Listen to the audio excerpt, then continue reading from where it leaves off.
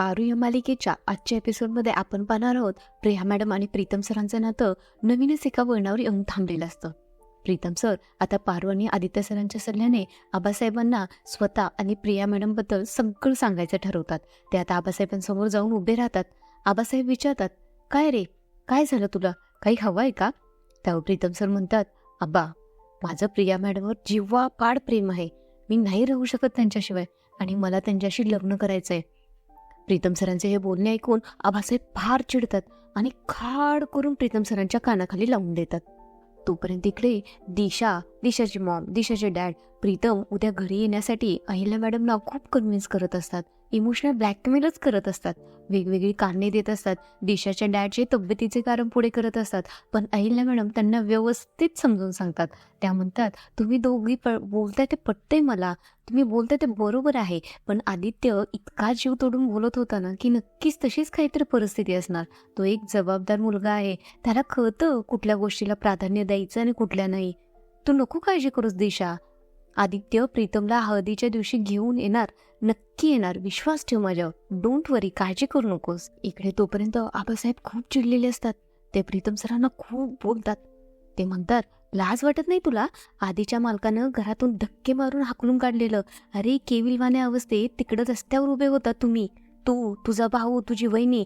तुम्हाला मी घरात आणलं, घरातल्यासारखं वागवलं, खायला प्यायला दिलं, डोक्यावर छप्पर दिलं आणि तू ज्या ताटात खाल्लं त्यातच शेण कालवतोयस. लाज वाटते का तुला?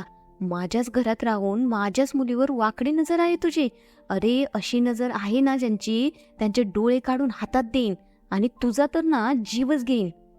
प्रेक्षक हो, थांबा थांबा थांबा. असे काहीच झालेले नाहीये. असे फक्त प्रीतमला फक्त वाटतच असते. तो अजून काहीच बोललेला नसतो. फक्त जाऊन आबासाहेबांसमोर शांतपणे उभा असतो. आबासाहेब आता प्रीतम सरांना विचारतात, काय रे, असा मक्क्यासारखा का उभा आहेस? काय झालंय? हे बघ, प्रियाचे लहानपणीचे फोटो. किती गोड आहे ना आमची प्रिया. आई विना वाढलेली पोर आहे, पण कधीही कुठल्याही प्रकारचा हट्ट तिनं कधी केला नाही. मला अमुकच हवं, मला तमुकच हवं, मी जेवणारच नाही, असा कुठल्याच प्रकारचा त्रास तिने मला कधीच दिला नाही. उलट या घराची सुद्धा आई झाली. ती माझ्यासारख्या तापट माणसाला तिनं सांभाळलं. माझं जग आहे माझी प्रिया. तिच्यासाठी मी काहीही करू शकतो. जीव आहे माझा तिच्यावर. तोच प्रीतम सरही बोलून जातात, माझाही खूप जीव आहे त्यांच्यावर. पण तरीही आबासाहेबांच्या काहीच लक्षात येत नाही. ते म्हणतात, तुझाच काय, अरे तुझ्या भावाचा, वहिनीचा, सगळ्यांचाच खूप जीव आहे तिच्यावर. हे कळलंय मला. माझी प्रिया आहेच कोणी मुलगी, सगळ्यांवर जीव लावणारी. मला माझ्या प्रियाचं लग्न धूमधडाक्यात करायचंय. देवा ब्राह्मणांच्या साक्षीनं आप्तेष्टांना बोलून कुठल्याही प्रकारची कमी ठेवायची नाहीये तिच्या लग्नात. मला असं लग्न पंचक्रोशीत कुठेही झालं नाही ना, असा लग्नाचा सोहळा रंगवायचाय. अगदी दिमाखात मला प्रियाचं लग्न लावायचंय. इकडे पारू आणि आदित्य सर त्यांच्या खोलीतूनच त्या दोघांचे बोलणे ऐकत असतात आणि पारू देवाकडे प्रार्थना करत असते, देवा, प्रीतम सरांना आबासाहेबांवर बरोबर त्यांचं प्रेम व्यक्त करण्यासाठी हिंमत दे आणि आबासाहेबांनी ते समजून घेऊ दे, अशी त्यांना चांगली बुद्धी पण दे. पुढे आबासाहेब प्रीतम सरांना म्हणतात, तू विचार करत असशील ना की प्रिया एवढी शिकलेली, सवरलेली, तरी मी तिच्यासाठी शहरातला मुलगा का नाही बघत? पण आता बघ नंदी, तुम्ही सगळेच आता मला जवळचे आहात, म्हणून एक तुला म्हणून गोष्ट सांगतो. माझी एक मानलेली बहीण होती, अहिल्या किर्लोस्कर. तिला सुद्धा एक मुलगा आवडायचा. म्हणाली मला याच्याशीच लग्न करायचंय. मी पुढाकार घेऊन तिचं लग्न लावून दिलं. मला वाटलं होतं अहिल्या लग्नानंतर इथेच थांबेल. अहिल्याला व्यवहार, व्यापार यातलं काही सुद्धा कळत नव्हतं. कशाचीही तिला कल्पना नव्हती. पण तिच्या डोळ्यात काहीतरी मोठं करून दाखवण्याची जिद्द मात्र होती आणि त्याच जिद्दीसाठी मी तिला सगळं शिकवलं. सख्या बहिणीपेक्षा जास्त ज्ञान दिलं. पण ती गेली, तिच्या नवऱ्याच्या मागे गेली. तिचे स्वप्न पूर्ण करण्यासाठी मला इथंच सोडून गेली. तिच्या मागे तिच्या भावाचं काय होईल याचा जराही विचार तिने नाही केला. मी तिला थांबवण्याचा खूप प्रयत्न केला, समजावलं तिला, विनंत्या केल्या, हात जोडले, पाया पडलो. ती मला म्हणायची, मरेपर्यंत तुझ्याबरोबरच राहील. पण नवरा आणि भाऊ यामध्ये निवड करण्यामध्ये तिने गल्लत केली. तिने विश्वासघात केला माझा. त्यानंतर मी तिचं तोंड कधीच पाहिलं नाही आणि कधी पाहणारही नाही. भावा बहिणीमधलं नातं तिनं तोडून टाकलं. मला माझ्या प्रियाला आता गमवायचं नाहीये आणि म्हणूनच मी तिच्यासाठी शहरातला मुलगा कधीच पाहिला नाही. प्रियाच्या बाबतीत मला कुणावरही विश्वास ठेवा असं वाटत नाही, पण माझा तुझ्यावर विश्वास आहे. नंदी, या घराची अब्रू वाचवण्यासाठी तू 2 वेळेला धावून आलायस. नंदी, माझ्या प्रियाच्या लग्नामध्ये मला तुझी मदत लागणार आहे. एकटा प्रताप कुठे कुठे पुरणार आहे? काय काय पाहणार आहे तो? मला तुझ्याकडून एक वचन हवाय. माझ्या प्रियाच्या लग्नात तू मला मदत करशील याचं वचन. तोपर्यंत इकडे दिशा तिचा प्लॅन फसल्याने खूपच चिडलेली असते आणि त्यात असतेच दामिनी तेल ओतायला. ती दिशाला म्हणते, काय करणार दिशा? मला काही वाटतं माहिती, तुझं ना लकच खराब आहे. म्हणजे बघ ना, तुझ्या लग्नात किती विघ्न येत आहेत. ह्या दामिनीच्या बोलण्याने तर दिशा अजूनच चिडते. तोच दिशाला तिच्या बॉयफ्रेंडचा म्हणजेच मीरचा कॉल येतो. तो दिशाला सांगतो, माझी माणसं मी सयाजीरावच्या गावाला पाठवली आहेत. त्यांनी आदित्य, प्रीतम आणि पारूवर चांगलेच बारीक लक्ष ठेवलंय. आणि महत्वाचे म्हणजे सयाजीरावाने त्यांच्या मुलीचं लग्न दुसऱ्याच्या मुलाशी ठरवलंय. उद्या साखरपुडा आहे तिचा. आणि हे दोघं भाऊ वेड्यासारखे त्या साखरपुड्याच्या तयारीला लागलेत. आणि ती तुमची कामवाली पारू त्या आदित्यची बायको म्हणून फिरते सगळीकडे तिथं. आणि महत्वाचे म्हणजे त्या सयाजीला माहीतच नाहीये की हे दोघं अहिल्याची मुलं आहेत. ते जेव्हा त्यांना कळेल ना, तेव्हा खूप मोठा बॉम्ब फुटणार आहे. फोडायचं का बॉम्ब? दिशा म्हणते, नाही नाही नाही, आत्ता लगेच नाही, थांब जरा. आपण आता योग्य वेळेची वाट बघायची. आणि थँक्यू सो मच एवढी मोठी माहिती दिल्याबद्दल. दिशा आता खूप खुश होते. तिचा मूड कुठल्या कुठे ती चिडलेली असते ते कुठल्या कुठे पळून गेलेलं असतं. ती दामिनीला म्हणते, मी खूप खुश आहे दामी. आता ह्या प्रिया नावाचा काटा माझ्या आयुष्यातून कायमचा गायब होणार आहे. आता माझं आणि प्रीतमचं लग्न होण्यापासून कुणीच नाही थांबवू शकत. इकडे मात्र आबासाहेबांचे बोलणे ऐकून प्रीतमला फार वाईट वाटते. तो त्याचा निर्णयच बदलतो. तो स्वतःशीच मनातल्या मनात म्हणतो, प्रिया मॅडम, मला माफ करा. आधीच तुमचे आबासाहेब माझ्या आईबाबांमुळे खूप हर्ट झालेत. त्यांच्या मनात किर्लोस्करांबद्दल प्रचंड राग आहे. आणि जरी मी माझं प्रेम त्यांच्यासमोर व्यक्त केलं तरी ते आपल्या लग्नाला कधीच तयार होणार नाहीत. त्यांचं खूप प्रेम आहे तुमच्यावर. तुमच्या लग्नाबद्दल त्यांची खूप स्वप्ने आहेत आणि त्यांच्या स्वप्नांना तोडायचा मला काही अधिकार नाही आहे. ह्यापुढे तेच होईल जे आबासाहेबांना योग्य वाटेल. असे म्हणून प्रीतम सर आबासाहेबांना वचन देतात.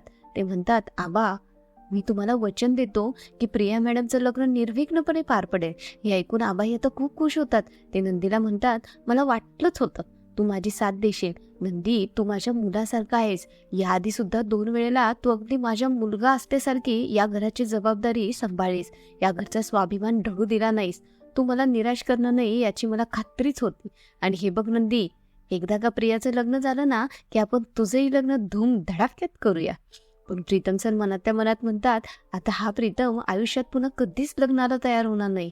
पुढे आबासाहेब विचारतात, अरे पण तू मला एक सांग, तू इथं मला भेटायला कशासाठी आला होतास?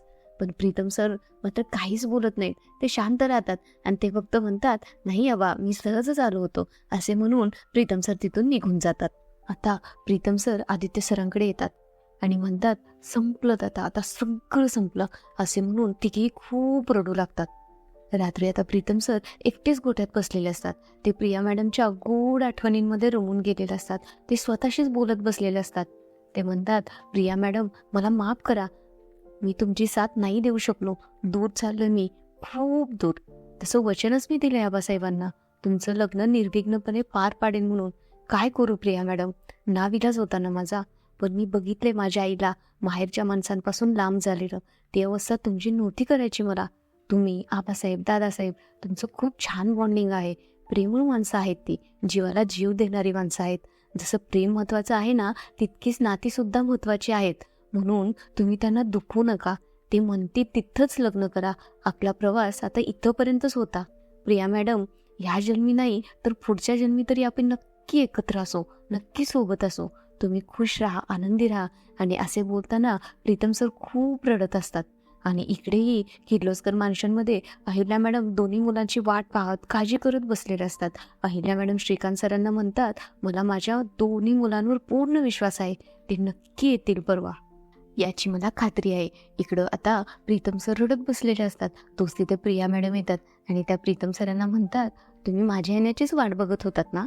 तुम्हाला माझी गरज होती आणि म्हणूनच माझं मन मला तुमच्याकडे घेऊन आलंय. त्यावर प्रीतम सर म्हणतात, हेच तर खरं प्रेम आहे. एकमेकांना काही न सांगता आपल्या पार्टनरला नेमकं कळणं की आपल्याला काय हवंय. प्रीतम सरांचा पडलेला चेहरा पाहून प्रिया मॅडम विचारतात, काय झालं प्रीतम सर, असं का तोंड पडले? पण प्रीतम सर त्यांना काहीच सांगत नाहीत. ते फक्त म्हणतात, आपलं प्रेम सक्सेसफुल होणार की नाही होणार आपण आपलं सगळं आयुष्य सोबत घालवणार की नाही घालवणार ह्याबद्दल आपल्याला काहीच खात्री नाही आहे. ह्याबद्दल आपल्याला काहीच माहिती नाही. आपण तो विचार करण्यापेक्षा आपला प्रेझेंट क्षण, आत्ताचा क्षण जगू शकतो ना. आजची ही रात्र, आजचा हा क्षण तुम्ही फक्त माझ्या आहात. प्रिया मॅडमना काहीच कळत नसते की प्रीतम सर असे का बोलतायत. ती प्रीतम सरांना विचारतेही. तेव्हा प्रीतम सर म्हणतात, प्रिया मॅडम तुम्ही फक्त डोळे मिटा, मी पण मिटतो. आपण आपल्या स्वप्नांच्या जगात जगूयात.